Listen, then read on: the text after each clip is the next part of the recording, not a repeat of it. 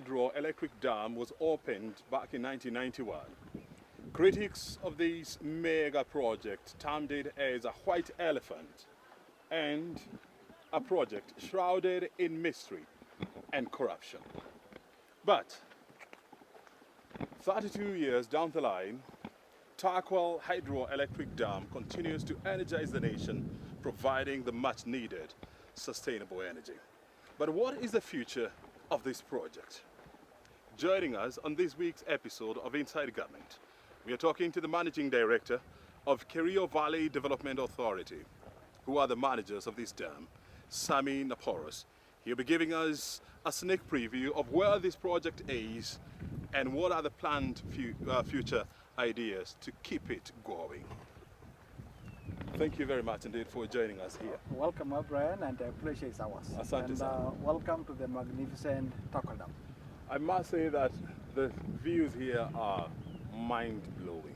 Do we have any other project in Kenya that looks like this in terms of I don't know any other for sure. This and I'm sure you have traveled a lot. I've traveled a lot, and this is the most scenic area you can ever be in this country. And that's why we are profiling it as one of the tourist destinations in the northern Kenya. There's no other like Turkwel. Please sit down. Apart from providing the nation with renewable energy, about 106 megawatts, what other activities are taking place here? One is that we have a lot of fishing going on in this particular area. They harvest at least about 10 tons of fish every year that goes to different towns of all the way from Kapenguria, Kitale, Eldoret to Kisumu. So we have a lot of people making a lot of livelihoods from this particular area. Second, we also have children and people coming over the weekend as families just to come and enjoy and have a view and have leisure time and go back to their cities. Mm-hmm. So this is a great place to be. Mm-hmm. Yeah. And you're talking about tourism activities here, and definitely, I mean, this place qualifies to be a top tourist destination here in this country. Are there plans, or are you working with institutions like the Kenya Tourism Board to market this place as a zip-lining destination, as a paragliding destination, and of course, as a cruise ship business? Well, we have started negotiations, and we have several meetings on how do we require to profile this particular area as part of the Northern Circuit tourist destination. And we had issues of insecurity at some point, but thanks to the government, they have the boots on the ground, and I can assure you that the area now is calm and activities can resume. So we believe that that's something that is doable. We have identified areas for mega hotels. We as KVDA, we are establishing a training center here at Turkwel that will begin probably in the next 3 weeks, that will be able to accommodate about 300 people at any time as a training center for northern Kenya, for our facility that you can come and have training and come to the lake, see what's happening in the lake. And I can also maybe just inform Kenyans that this place has also been identified by the presidency as one of the state lodges that probably this coming financial year will also be up and running. So they'll begin the construction of this particular place as a state lodge. So there'll be a number of activities happening within Turkwel as a tourist destination, as an economic venture for this great nation. Help us understand the magnitude of this project, because I mean, you need to be here for you to see what I am seeing. You know, you have miles of water, you know, stretching from where we are. You were telling me that if you were to go to the source of this dam, how many kilometers are those? 60 kilometers, I can tell you that, and the major catchment of the rivers coming towards Turkwel, which is mainly Swam and Turkwel, is Elgon Mountains and parts of Uganda. That's where the catchment is. And the dam is 60 kilometers square. That is massive, covering 2 constituencies. That is Kapenguria and Kacheliba. And I can tell you it's the lifeline of the communities living in this particular region. Let's forget about, you know, the power generated by this dam, I mean, which goes to energize the whole nation.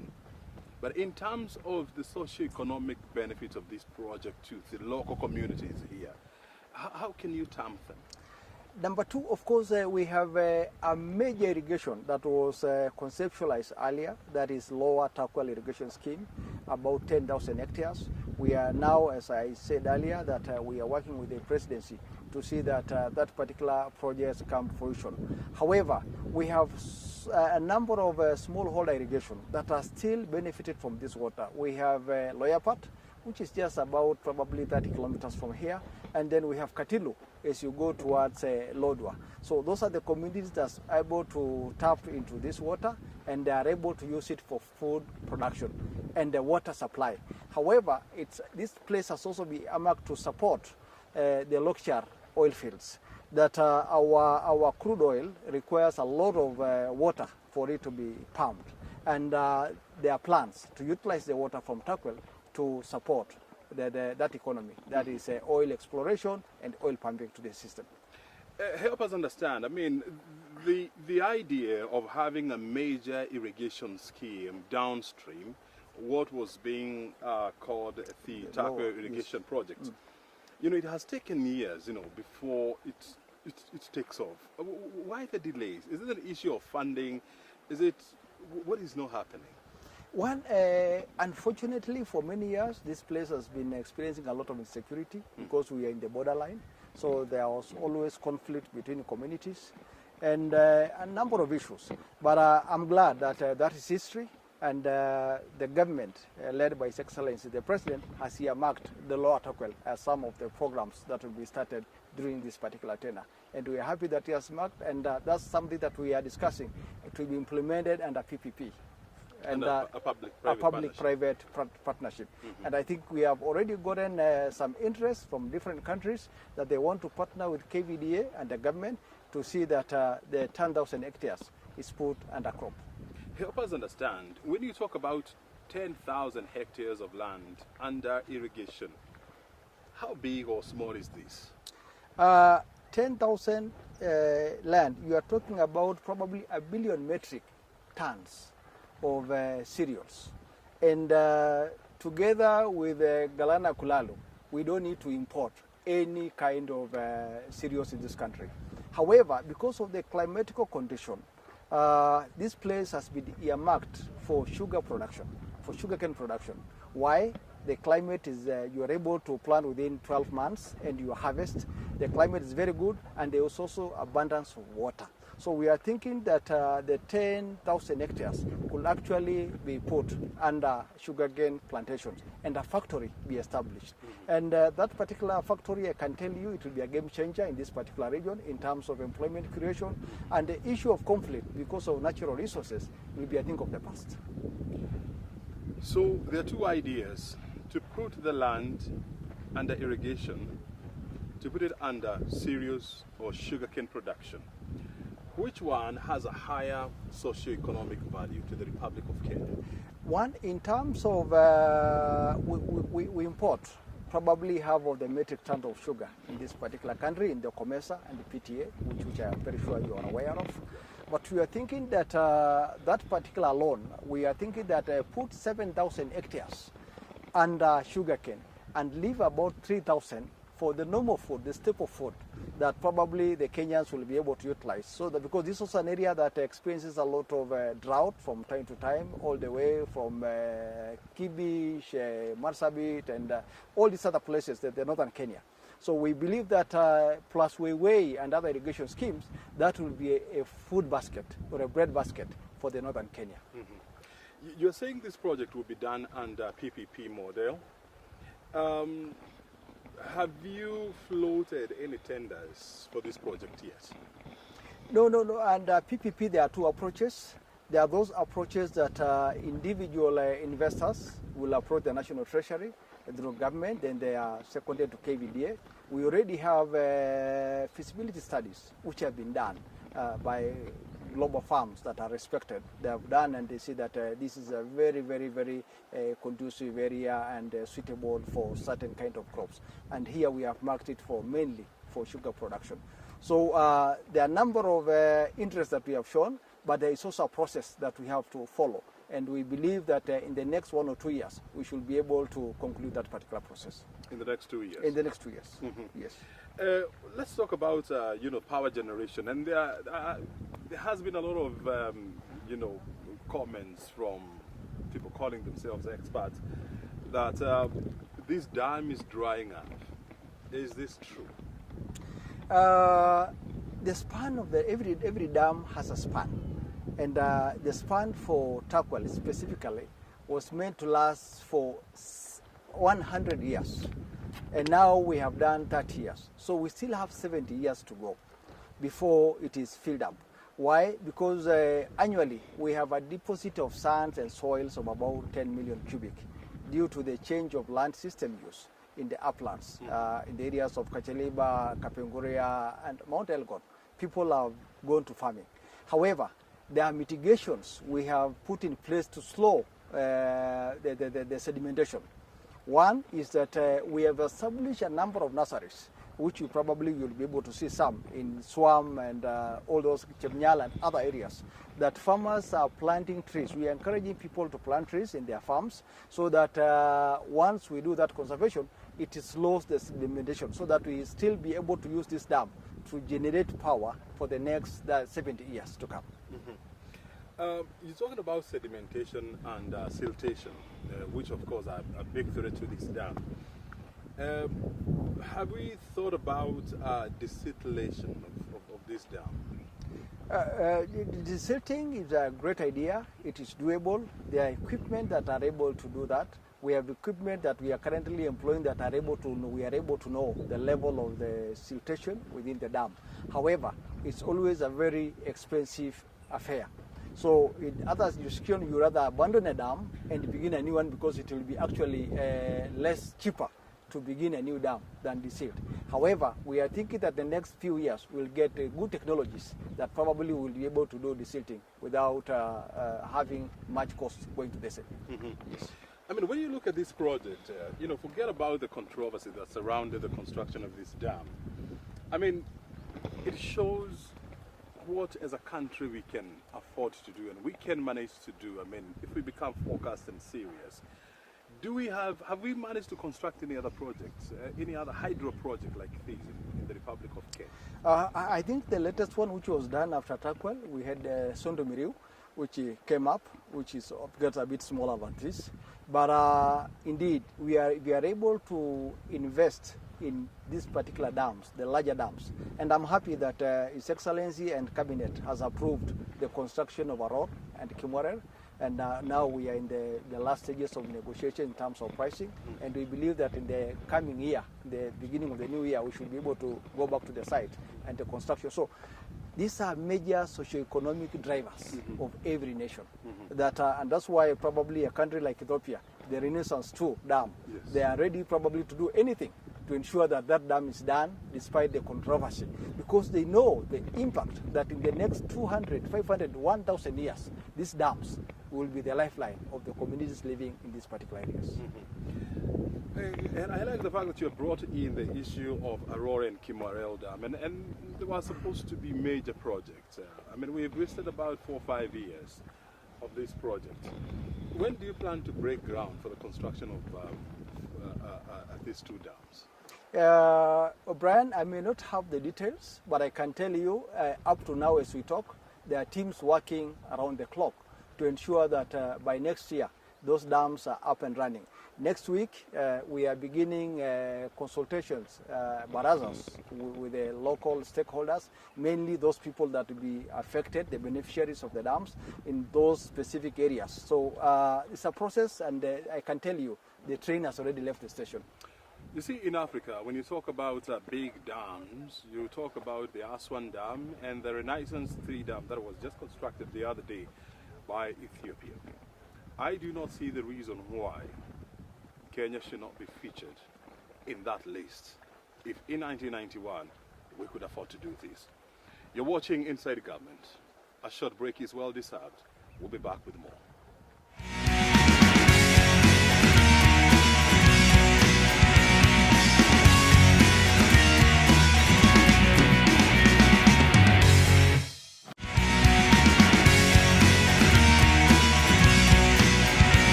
Welcome back. You're watching Inside Government. We are at the confluence of three rivers that forms the Turkwel hydroelectric dam here in West Pokot County.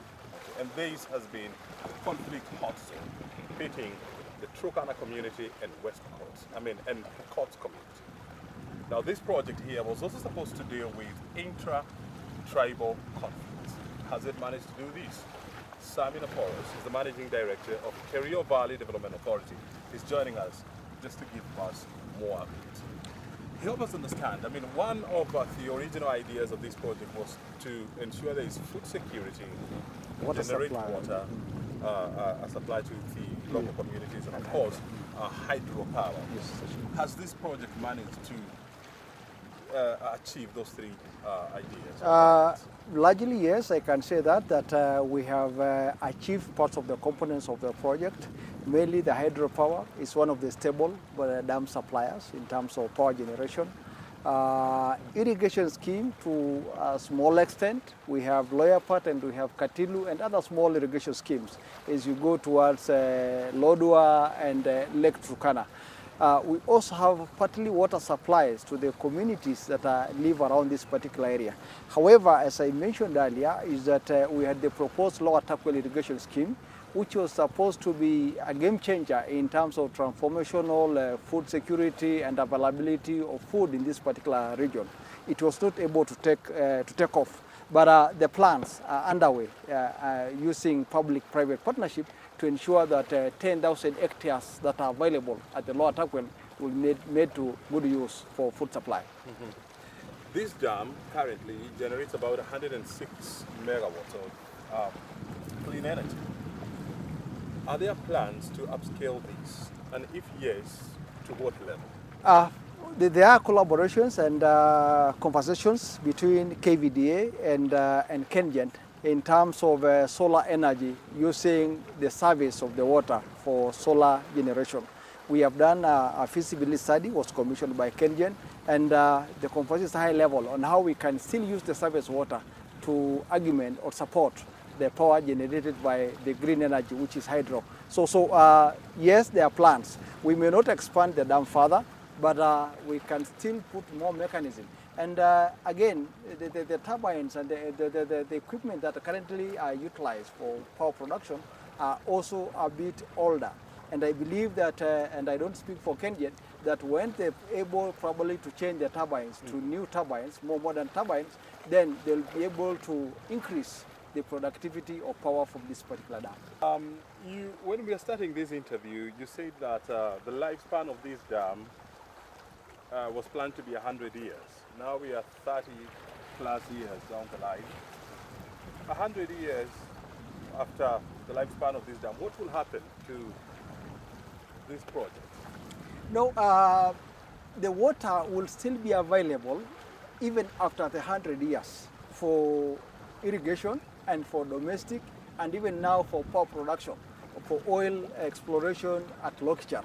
What you are saying is that probably after 100 years, it will not be adequate to support the hydropower generation. However, it can even serve for another maybe 500, 600 years for water, for irrigation, and for domestic. It's still very adequate because you can see the elevation and the volumes that we are still getting is very high. However, as I said earlier, that there are mechanisms to slow the full siltation of this particular dam through the conservation of ecosystems in their plants. That is Mount Elgon and areas around Kapengori. Help us understand, how is KVDA working on restoring the riparian land upstream to help in the conservation of this dam? Allow me to talk about conservation by KVDA in general. That annually we produce about 6 million tree seedlings. Actually, 3 million fruit seedlings and 3 million fruit seedlings and tree seedlings. And this specifically is one of our mandate within the Constitution, is that under Acts, is that KVDA has a mandate to do conservation of ecosystem. And our focus is two. One, we have the Charangani ecosystem where all the rivers, the major rivers, all the way from Turkwel, Murunyi, Lomut, Wewe, up to Aurora and Kimwaran. Those all major rivers emanate from Charangani ecosystem. So annually and every day, every other time, we produce about 3 million fruit seedlings specifically to ensure that schools, communities, and have enough seedlings to always replenish the environment and do reforestation. So we are so much passionate about landscape restoration, and especially the Cherangani ecosystem and the drylands, because we also have some seedlings for drylands conservation. How many trees have you managed to plant around the Turkwel Dam? To date, we have done about 1.5 million in the last 2 years. And as we probably be able to go to Kapenguria, you'll see a number of seedlings and nurseries. And in the next 2 weeks, we'll be in certain schools distributing seedlings to farmers and to organized government groups, organized community groups, for purposes of ensuring that the environment is adequate conserved. You know, when you travel around the county of West Pokot, I mean, you see hills after hills and valleys after valleys. Do we have the capacity to construct more Turkwel Dam-like dams in the future? Indeed, I'm happy that you have asked that, because we have, as KVDA, Kerio Valley Development Authorities, who actually did the feasibility study and the design for this particular dam. We have actually 3 dams in the pipeline. One is Aror, which we talked about. We have Kimored, and we also have Emboput Dam. It's still in the escarpment, what you call the Hanging Valley. So those specific dams, once they come to completion and they are able to be in operation, then they'll be able to sustain all the livelihoods of people living with the northern Kenya. And before I let you go, I mean, this project here is not just about power generation and food production. I mean, it's also supposed to be a peace and cohesiveness creating kind of a project. How has the local community here embraced this project as their project? I think I'll talk about largely the peace programs that we carry out along this particular, the Kerio Valley. Because, of course, the Kerio Valley is known to be a bit volatile. There's always conflict with the course of communities. And the reason for conflict, I can say, largely, if you ask me, is because of the shared resources. There's a competition for resources. So apart this particular project, that we have done other dams in other areas. They may not be as big as this, but there are incentives for peace. That once there's sharing of that particular project, in itself, it becomes a bait and a drive for communities to coexist. In the areas that we have done the irrigation scheme along the valley, all the way from Kapsuet, Chepkom, Lomut, Weiwei, and Napo, is that communities from different, people from different communities will come and work and share. They now realize they actually have a shared destiny as a people. But MD, 20, 30, 40 years down the line, what do you think will happen to this dam? And how do you anticipate or envision this dam to look like? 2030 is that one, the systems actually will be able to produce more power than we are producing now. We are now producing 106. We'll probably be able to triple, because the systems will be, the technology will have increased. We'll have invested a lot in green energy in terms of solarization of the panels, and even use the waves of this particular dam to generate power. Number 2 is that this is the place to watch, the space to watch, because all this land in the lower Turkwel, the current conflict area, will be under irrigation, irrigated agriculture. And that is massive in terms of feeding the nation and in terms of creating employment for the communities that is living around this particular area. So this will be probably, for those who are watching, is that this is the best place to invest in terms of ecotourism. So this also will be a must-see destination in terms of tourism in the region and in the entire country. Very good. There is no place like Turkwel in terms of the scenery, in terms of the waters, and we are also happy and glad that the government has proposed this place as a state lodge. It will also be part of a state lodge. So in terms of security, this will be the most secure place in the country. Okay. Anything else? Nothing much in terms of the water supply is that the oil fields are already utilizing, will begin to utilize this water. And as we do the lower irrigation, is that we'll be able to pump the water for domestic and livestock to every village up to Turkana East and Turkana South. They'll also be able to benefit from the water that is emanating from the Turkwel Dam. Very good. Thank you very much, Mr. MD, for Pleasure, joining us sir. here at the Turkwel Dam and for your insights. Karibu, and the pleasure is always ours to have you at Very Turkwel Dam. good. We've been talking to Samina Porras, the Managing Director of Kerio Valley Development Authority. Our venue is the scenic Kerio Valley or Turkwel Hydroelectric Dam here in West Pokot. My name is O'Brien Kimani. You have heard it all from the man himself. Thank you for joining us. Bye for now.